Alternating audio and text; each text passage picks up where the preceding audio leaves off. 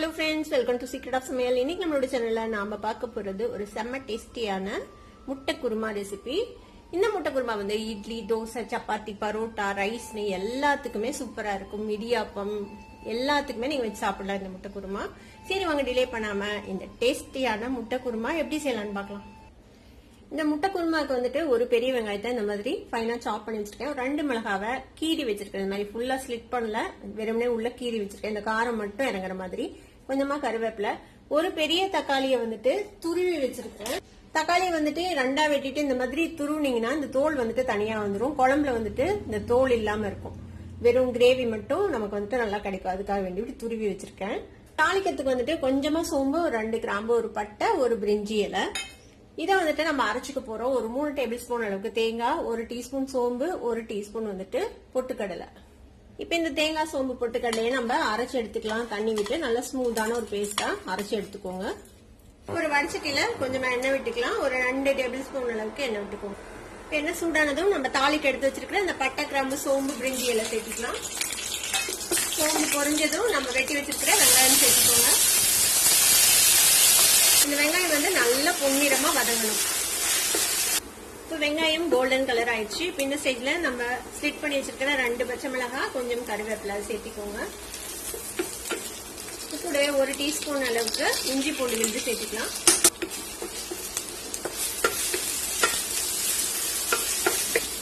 இஞ்சி பூண்டு விழுது லேசா வதங்கினதும் நம்ம இந்த துருவி வச்சிருக்கிற தக்காளி சேர்த்துக்கலாம். இது எல்லாமே நல்லா பச்சை வாசனை போக வதங்கணும். லோ ஃப்ளேம்ல வச்சு இதை வந்துட்டு பொறுமையா வதக்கிக்கோங்க. ஒரு 5 நிமிஷம் இது வந்து நல்லா வதங்கட்டும். தக்காளி, இஞ்சி பூண்டெல்லாம் இப்போ நல்லா வதங்கிச்சு பாருங்க. ஒரு 5 நிமிஷம் நல்லா வதங்கிருக்கு. இப்போ பச்சை வாசனை போயிடுச்சு இந்த தக்காளி, இஞ்சி பூண்டு எல்லாமே. இப்போ நம்ம இதுல மசாலா பொடியெல்லாம் சேர்த்திக்கலாம். ஒரு 1/4 டீஸ்பூன் மஞ்சள் தூள் சேர்த்திக்கோங்க. 1 டீஸ்பூன் மல்லித்தூள் சேர்த்திக்கலாம். 1/4 டீஸ்பூன் சீரகத்தூள்.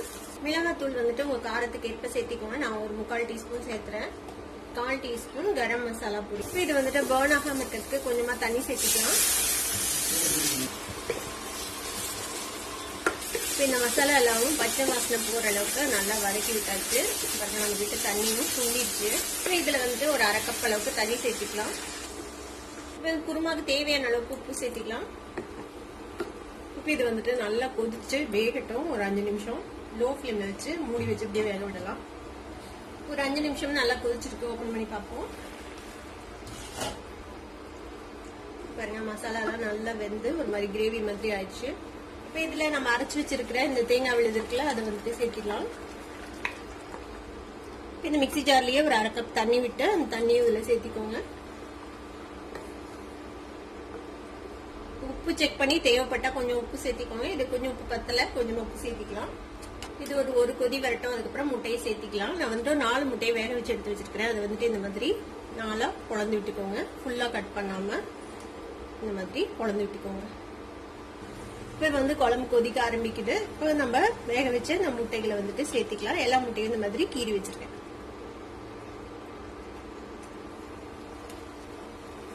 இந்த முட்டையோட சேர்த்து நல்லா மிக்ஸ் பண்ணி விட்டுருங்க. இப்ப இதை மூடி போட்டு ஒரு 2-3 நிமிஷம் வேக விடலாம். இந்த முட்டை வந்துட்டு அந்த பிளேவர்ஸ் எல்லாம் இழுத்துக்கட்டும். இந்த தேங்காய் எல்லாமே நல்லா குக் ஆகட்டும். ஒரு 3 மினிட்ஸ் இப்படியே லோ ஃப்ளேம்ல வேகட்டும். இப்போ நம்ம தேங்காய் விழுது முட்டை எல்லாம் போட்டு ஒரு 4 நிமிஷம் நல்லா வெந்திருக்கு. ஓபன் பண்ணி பார்க்கலாம். பாருங்க, நல்லா எண்ணெய் பிரிஞ்சு உங்களோட முட்டை குருமா சூப்பரா ரெடி ஆயிடுச்சு. நம்ம தேங்காய், பொட்டுக்கடலை எல்லாம் அரைச்சு விட்டதுனால பாருங்க கொஞ்சம் திக்காயிடுச்சு கிரேவி. இப்போ இதுக்கு மேல நம்ம கொத்தமல்லி தூவி இறக்கிற வேண்டியது. அவ்வளவுதான், நம்மளோட முட்டை குருமா ரெடி ஆயிடுச்சு. நம்மளோட முட்டை குருமா இப்போ செம்மையா ரெடி ஆயிடுச்சு. இதை நீங்களும் ட்ரை பண்ணி பாருங்க. ட்ரை பண்ணி பார்த்துட்டு எப்படி இருந்தது கமெண்ட்ஸ்ல ஃபீட்பேக் கொடுங்க. இந்த வீடியோ உங்களுக்கு பிடிச்சிருந்தா சப்ஸ்கிரைப் பண்ணுங்க. பக்கத்துல இருக்க பெல் ஐகானை கிளிக் பண்ணுங்க. அப்பதான் என்னோட ஃபியூச்சர் நோட்டிபிகேஷன்ஸ் உங்களுக்கு உடனே வந்து சேரும். லைக் பண்ணுங்க, ஷேர் பண்ணுங்க. தேங்க்யூ ஃபார் வாட்சிங் வீடியோ. Bye bye.